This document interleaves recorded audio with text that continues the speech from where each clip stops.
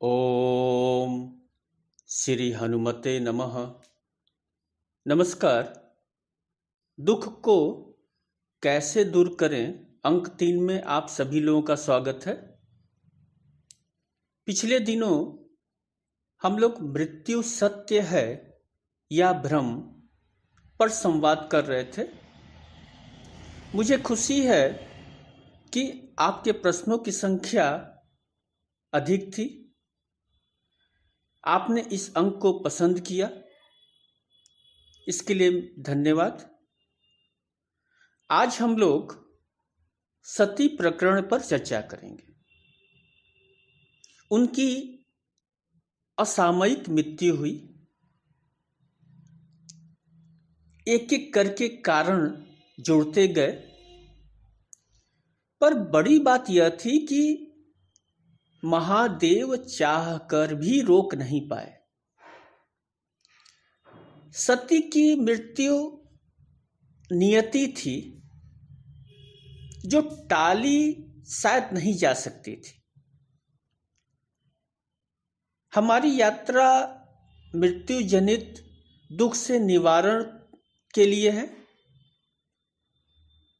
हमारी उत्सुकता यह जानने में है कि सती की मृत्यु को महादेव ने कैसे झेला, उसकी निवृत्ति के लिए महादेव ने क्या क्या किया। पर थोड़ी सी चर्चा सती अपराध पर हम लोग कर लें और यह जान लें, यह जानने की कोशिश कर लें कि कहीं इसी तरह का अपराध हम लोग तो नहीं कर रहे हैं, तो यह विशेष लाभप्रद होगा। एक बार त्रेता युग माही शंभु गए कुंभज ऋषि पाही। संग सती जग जननी भवानी पूजे ऋषि अखिलेश्वर जानी। राम कथा मुनिबर जब खानी सुनि महेश परम सुख मानी। ऋषि पूछी हरि भगत सुहाई कही शंभु अधिकारी पाई। श्री रामचरितमानस की संवाद यात्रा इन्हीं चौपाइयों से शुरू होती है। मानस का नित्य पारायण करने वाले जानते हैं। और देखिए कि सती का पहला अपराध भी इन्हीं चौपाइयों में निहित है।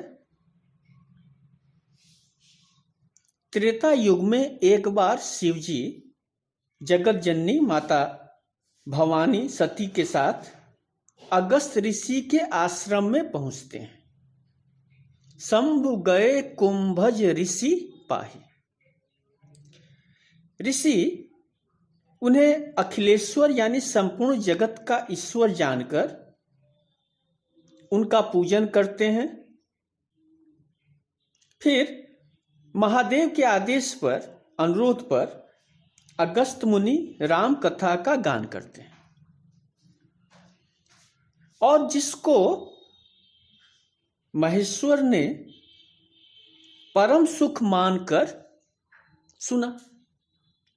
राम कथा मुनि बर जब खानी सुनि महेश परम सुख मानी। अब देखिए कितनी विचित्र बात है। अगस्त मुनि कथा सुना रहे हैं। सुनने वाले यहां दो हैं, महादेव और सती, पर आनंद सिर्फ एक को मिल रहा है, महादेव को मिल रहा है। सती आनंदित नहीं होती हैं। उनकी राम कथा में रुचि नहीं है। सती का मन राम कथा में नहीं लगता है। तो इसका एक कारण यह हो सकता है कि अगस्त मुनि सप्तऋषियों में से एक थे, जिन्हें महादेव ने दक्षिण में दंडकारण्य में धर्मार्थ कार्य के लिए प्रयुक्त किया था। सती को यह अच्छा न लगा हो कि अखिलेश्वर व अखिलेश्वरी को एक जंगल में बैठा हुआ ऋषि ज्ञान दे। तो सती में पद का अहंकार हो सकता है, या फिर राम कथा में ही न रुचि हो। वे यह सोच रही हों कि जगन्नाथ विश्वनाथ से श्रेयस्कर कैसे हो सकते हैं, क्यों मैं सुनूं। तो अब अहंकार तत्व यहां पा रहे हैं सती में, और जो कि राम तत्व को समझने में बाधक है। सती का दूसरा अपराध संत मानते हैं कि राम को नहीं पहचानना। जब शिव जी के मन में तापस वेशी प्रभु श्री राम दर्शन की इच्छा जगी और त्रेता युग था, तो राम जी भ्राता लक्ष्मण के संग सीता की खोज में भटक रहे थे। महादेव ने सोचा अवतार रूप का दर्शन कर लूं, यह बड़े सौभाग्य की बात है। पर सती अहंकार एवं ऐश्वर्य से वशीभूत थी। वहां भी सती हैं और महादेव हैं। महादेव तापस वेशी राम को का दर्शन करते हैं और जय सच्चिदानंद जग पावन कहकर प्रणाम करते हैं। सती में संदेह है, वह पहचान नहीं पाती हैं या विश्वास नहीं करना चाहती हैं कि ब्रह्म जो व्यापक विरज अज अकल अनीह अभेद, सो की देह धरी होई नर जाहि न जानत वेद। जो अखिल ब्रह्मांड का स्वामी ब्रह्म है, वह यह देह धर कर जंगल जंगल क्यों भटकेगा। जो ब्रह्म सर्वव्यापक माया रहित अजन्मा अगोचर इच्छा रहित और भेद रहित है, और जिसे वेद भी नेति नेति कहते हैं, वह क्या देह धारण करेगा, मनुष्यों की तरह व्यवहार करेगा। उसकी पत्नी खो जाए तो जंगल जंगल विकल होकर भटकेगा। तो सती के मन में संदेह होता है, और यह सती का दूसरा भ्रम था। सती का तीसरा अपराध था, वे ईश्वर तत्व की परीक्षा लेती हैं। शिव समझाते हैं कि राम ही सच्चिदानंद है, पर सती का संदेह दूर नहीं होता है और अहंकार संदेह से वशीभूत वे ब्रह्म की परीक्षा लेने चल देती हैं।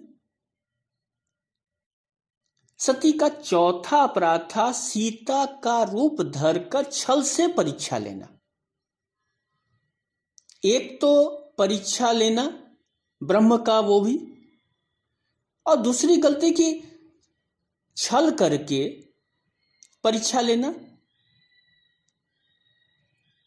सती सीता का रूप धरकर उस मार्ग में आगे आगे चलने लगती हैं जहां पीछे राम जी लक्ष्मण जी आ रहे होते हैं, पर यह छल छिपाव टिक नहीं पाता है, क्योंकि असली सीता तो सदा बीच में चली, राम लक्ष्मण जी के मध्य में, जिसे संतों ने कहा ब्रह्म जीव के बीच में माया। भगवान राम पहचान जाते हैं, हाथ जोड़कर सती को प्रणाम करते हैं और पूछते हैं, कहु बहोरी कहाँ वृष केतु, विपिन अकेली फिरहु केहु हेतु। आप वन में अकेली क्यों हैं? वृष केतु शिव जी कहाँ हैं? सती को बड़ा संकोच होता है। वे बिना बोले शिव जी के पास लौट आती हैं। ध्यान दें, छल पूर्वक रूप बदलकर मानस में दो लोगों ने अपना अभिष्ट सिद्ध करना चाहा, नारद जी और सुपनखा, और दोनों का ही उद्देश्य विवाह था। पर विवाह की मर्यादा दोनों ने ही तोड़ी, सत्य रूप में नहीं थे। और नतीजा क्या निकला? दोनों की नाक कटी, प्रत्यक्ष या परोक्ष। तो सती का यह चौथा अपराध था, सीता का रूप धरना, छल करना। सती का पांचवां अपराध, असत्य बोलना। जब महादेव पूछते हैं कि आपने राम जी की परीक्षा किस प्रकार ली, तो सती सत्य छिपाती हैं, असत्य बोलती हैं। कछु न परीक्षा लीन्हि गोसाई, किन्ह प्रणाम तुम्हारी ही नाई। लो, माने सती बोलती है कि मैंने कोई परीक्षा उरीक्षा नहीं ली, बस आप ही की तरफ प्रणाम करके लौट आई। किन्ह प्रणाम तुम्हारी ही नाई, मैंने भी जय सच्चिदानंद कह दिया और लौट आई। और सती ने यहां तक कह दिया कि भगवान आप कभी झूठ बोल सकते हैं और मैं ऐसा हो सकता है कि विश्वास न करूं। शिव जी को दुख पहुंचता है। सती किन्न सीता कर वेशा, सिर उर भयहु विषाद विशेषा। जौ अब करऊं सती सन प्रीति, मिटई भगति पत होई अनीति। शिव जी को दुख पहुंचता है कि सती ने सीता का रूप धर के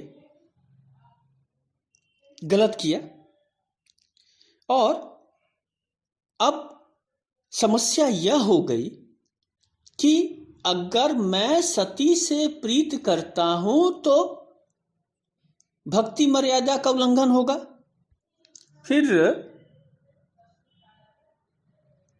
सती परम पवित्र है तो छोड़ने में भी दोष है। और शिव जी संकल्प लेते हैं, एहि तन सतहि भेंट मोहि नाहि, शिव संकल्प किन्ह मन माहि। और आकाशवाणी होती है कि हे महेश आपकी जय हो, आपकी भक्ति दृढ़ है। तो सती तो यह जान जाती हैं कि महादेव ने कोई प्रतिज्ञा की है, पर क्या प्रतिज्ञा की है जान नहीं पाती हैं। सती पूछती हैं, सच सच बताइए, पर महादेव कुछ नहीं कहते हैं। अब यह विडंबना देखिए कि हम लोग ये जीवन में देखते हैं कि झूठ बोलने वाला व्यक्ति चाहता है कि सब उसे सच सच बताएं। यहां एक सूक्ष्म प्रसंग पर भी ध्यान दें। सती सत्य नहीं बोलती हैं, असत्य बोलती हैं। उद्देश्य तो यही रहा होगा कि शिव जी को अनुचित न लगे। शिव जी भी सत्य नहीं बोलते हैं, ध्यान दीजिए। मन में सती त्याग का संकल्प लिया, पर जब सती पूछती हैं तो वे नहीं बताते हैं, मौन रह जाते हैं। तो सत्य का परहेज दोनों ने किया, दोनों का ही उद्देश्य था कि कष्ट न हो, पर सती में छल था, शिव में मंगल भावना थी। और इसीलिए देखिए हमारे संतगण साधन की पवित्रता की बात बार बार कहते हैं।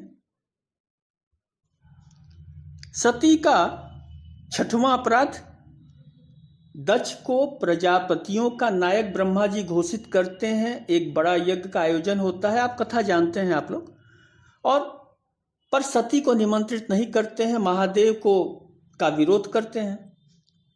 सती जब यज्ञ का समाचार पाती हैं तो पिता के घर जाने की इच्छा प्रकट करती हैं। शिव जी उन्हें समझाते हैं कि बिना बुलाए जाने से शील, स्नेह व मर्यादा नहीं रहती। तो यद्यपि गुरु, पिता, मित्र, स्वामी के घर बिना बुलाए भी जाना चाहिए, लेकिन जहां विरोध कोई मानता हो वहां जाने से कल्याण नहीं होता। पर सती हठ करती हैं, सती नहीं मानती हैं और शिव जी मुख्य गणों के साथ उनको विदा करते हैं। भांति अनेक शंभु समझावा, भावी बस न ज्ञान उर आवा। काल आपको खींच ले जाता है। और जैसी की कथा है कि सती का वहां अपमान होता है पिता के घर, बहनें पिता बात नहीं करते हैं, माँ जरूर स्नेह करती हैं। फिर यज्ञ में शिव जी को भाग नहीं दिया जाता है, शिव अपमान सहन नहीं कर पाती हैं और यज्ञ कुंड में कूदकर अग्नि में समाहित हो जाती हैं और शिव के गण यज्ञ का विध्वंस करते हैं, शिव जी दंड देते हैं। तो सती प्रसंग बहुत दुखदाई है, पर यह हमें सावधान करता है, यह हमें इंगित करता है कि तुम ये 6 अपराध मत करना, नहीं तो परेशानी होगी। अब देखिए, कोई भी कथा समझाने की सरल प्रक्रिया होती है। कथा सुनने सुनाने से चेतना का स्तर बढ़ता है।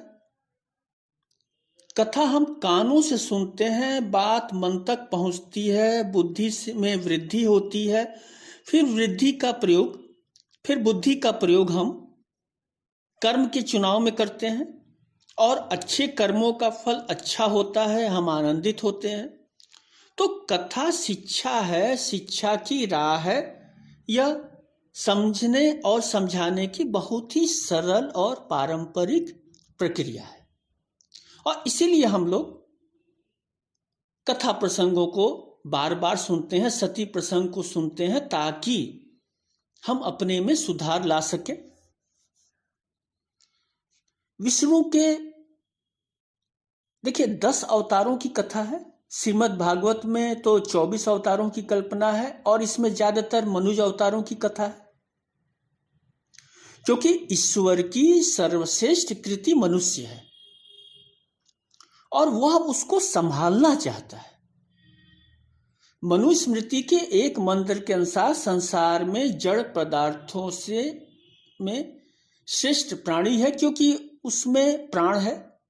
वह जड़ से बेहतर है क्योंकि उसकी एक आयु है।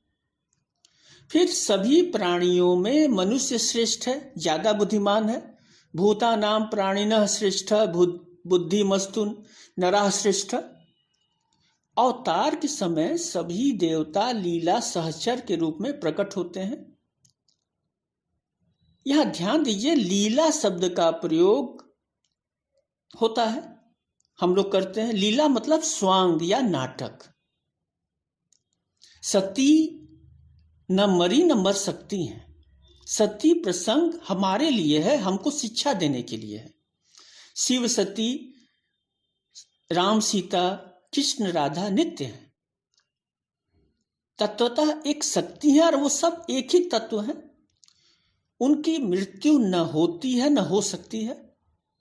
नित्य किशोरी, नित्य किशोर, नित्य वृंदावन, नित्य निशिमोर, नित्य सहचरी, नित्य विनोद, नित्य आनंद बरसत चहुओर। ध्रुवदास जी 42 लीला में कहते हैं। तो ये नित्य लोग हैं। इन लीलाओं का एकमात्र उद्देश्य होता है हमें समझाना, हमें सुव्यवस्थित करना, क्योंकि हम उसके अंश हैं। हम उस परम शक्ति के अंश हैं। ईश्वर अंश, जीव अविनाशी, चेतन, अमल, सहज सुख राशि। पर उस सच्चिदानंद का अंश होते हुए भी माया के वशीभूत हो भटक जाते हैं। ईश्वरीय कथा इसी भटकाव को रोकने के लिए कही जाती है। मुझे इस समय नरेंद्र कोहली जी की 2 बातें याद आ रही हैं। आप जानते हैं नरेंद्र कोहली जी हमारे समय के प्रसिद्ध व्याख्याता थे। श्री रामचरित के बहुत ही रामचरित पर उन्होंने बहुत ही अच्छी किताबें लिखी हैं। दुर्भाग्यवश कुछ समय पूर्व कोरोना से उनकी मृत्यु हो गई। तो उनकी दो बातों का मैं नित्य स्मरण रखता हूं। एक, श्री रामचरितमानस देवत्व पाने की नहीं, मनुष्य बनने की अमर कथा है। और दूसरी बात, जिंदगी में दशहरा से गुजर कर ही दीपावली मनाने का सौभाग्य प्राप्त होता है। तो सती प्रसंग, आप उसे दशहरा प्रसंग ही समझिए। सती के अपराधों से हम लोगों को बहुत कुछ सीखना है। अगले अंक में हम लोग महादेव की चर्चा करेंगे, भूतनाथ की चर्चा करेंगे और यह देखने की कोशिश करेंगे कि सती की मृत्यु के बाद महादेव ने क्या किया, अपने व्यथित मन को कैसे संभाला।